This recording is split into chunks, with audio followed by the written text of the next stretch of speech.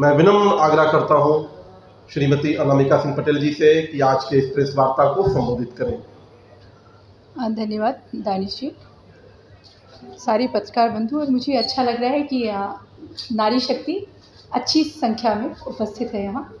ये मुझे लगता है दानिश जी की बहुत अच्छे प्रबंधन का कमाल है, उनकी संवेदनशीलता और उनके दायित्व का, कि सब यहाँ आने में खुशी महसूस करते हैं, सबको अच्छा लगता है। और मैं आप लोगों के समक्ष हूँ प्रेस वार्ता के लिए। वो लोग मुझे शुरू करेंगे कुछ, मैं अपने से शुरू करूँ? मैं अपने से शुरू करूँ। देखिए, देश में लोकसभा के जो चुनाव हैं राजनीतिक परिदृश्य में, उसमें जो हम बिहार की बात करते हैं, तो जो मीडिया का जिस पे अधिकांश समय ध्यान होता है, और मुझे लगता है कई बार लोग इस तरह की बेतुकी बातें इसलिए करते हैं, मैं तेजस्वी यादव जी के बारे में बात कर रही हूँ, वो हमेशा बेतुकी बातें करते हैं कि मीडिया उनकी तरफ ध्यान दे, और उन्हें लगता है कि वो एक थोड़ा सा एक उनके व्यक्तित्व का भी पतन है और उसकी गिरावट है, और साथ में होता क्या है कि उनकी ऊटपटांग चीज़ों की तरफ मीडिया भी ध्यान दे देता है, क्योंकि मीडिया को कई बार कुछ चीज़ें चाहिए होती हैं। तो मुझे लगता है कि उनके पास किसी भी तरह की कोई व्यक्तिगत तौर पर, नैतिक तौर पर, राजनीतिक तौर पर और समष्टि तौर पर ऐसी योग्यता नहीं है कि वो किसी तरह का प्रश्न खड़ा कर सकें, खासकर आदरणीय प्रधानमंत्री नरेंद्र मोदी जी के विषय में, या भारतीय जनता पार्टी के विषय में, या एनडीए गठबंधन के विषय में। क्योंकि मुझे लगता है कि आप में से हर एक व्यक्ति उस दौर का गवाह होगा, या तो अपने लोगों से सुना होगा, नई पीढ़ी के लोगों ने, या लोगों ने भोगा होगा उस समय को, जब कहने में बहुत आसान सा लगता है एक शब्द जंगल राज, या सुनने में बहुत आसान लगता है कि महिलाएं उस समय असुरक्षित थी, पर वो किस कदर असुरक्षित थी और कैसा जीवन जीती थी, आप में से हर एक व्यक्ति इस विषय में जानता है। तो मेरा आप लोगों से आग्रह है कि पत्रकार होने के अलावा एक बुद्धिजीवी, चेतन और जिम्मेदार देश के नागरिक होने के लिए भी आप लोग इस तरह के व्यक्ति जो हैं, तेजस्वी जी जो हैं, उनके बेतुके और अनर्गल बयानों पे ध्यान देने की बजाय मुझे लगता है उनसे प्रश्न पूछने की आवश्यकता है।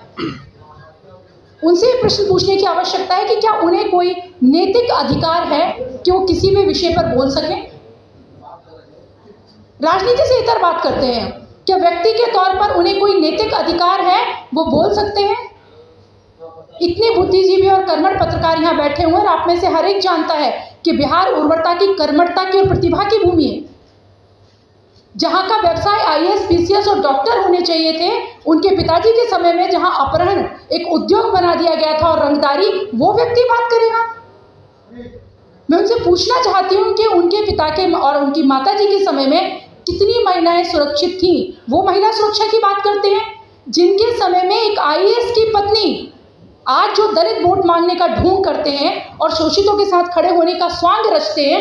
मैं पूछना चाहती हूँ, जिसके समय में एक दलित आईएएस की पत्नी, उस पत्नी की माँ, उसकी भतीजी और उनकी नौकरानियां सालों साल शोषण का, शारीरिक शोषण का शिकार होती रही। मैं आईएएस शब्द का इस्तेमाल कर रही हूँ, जो बनना बिहार के लोगों का सपना होता है, देश के युवा का सपना होता है।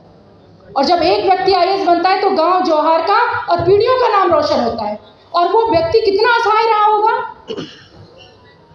कितना असहाय रहा होगा कि उसकी पत्नी का, उसकी माँ का, उसकी भतीजी का शोषण होता रहा और वो चुप भी नहीं बोल सकता था। किस कदर मिली भगत रही होगी नेताओं की, माफियाओं की, अधिकारियों की, आप कल्पना करके देखिए। आप सिर्फ उस जगह पे खुद को खड़े करके देखिए। मेरी महिला मित्रों, मैं आपसे कहना चाहती हूँ, विषय राजनीति का नहीं है। हम अटल जी के कार्यकर्ता हैं। निसंदेह वैसे लोग जिन्हें, उन्हें लगता है कि उन्हें खुश करके, उन लोगों को तुष्टीकरण करके और उन्हें खुश करके वो ये बताना चाहते हैं कि मैं और आज ऐसा पहली बार नहीं हुआ है। मेरी बात पूरी होने दें। ऐसा पहली बार नहीं हुआ है। उनके यहाँ के विधायक सरस्वती माँ के बारे में किस तरह से बोलते रहे, दुर्गा माँ के बारे में किस तरह से बोलते रहे। तो ये एक सोची समझी मानसिकता है और तुष्टीकरण का तरीका है, क्योंकि उन्हें पता है कि उनके पास कोई भी मुद्दा नहीं है विकास का। वो इसी तरह की भावुक चीज़ें करके, तुष्टीकरण की चीज़ें करके लोगों को अपील करके अपने पक्ष में खड़ा कर सकते हैं।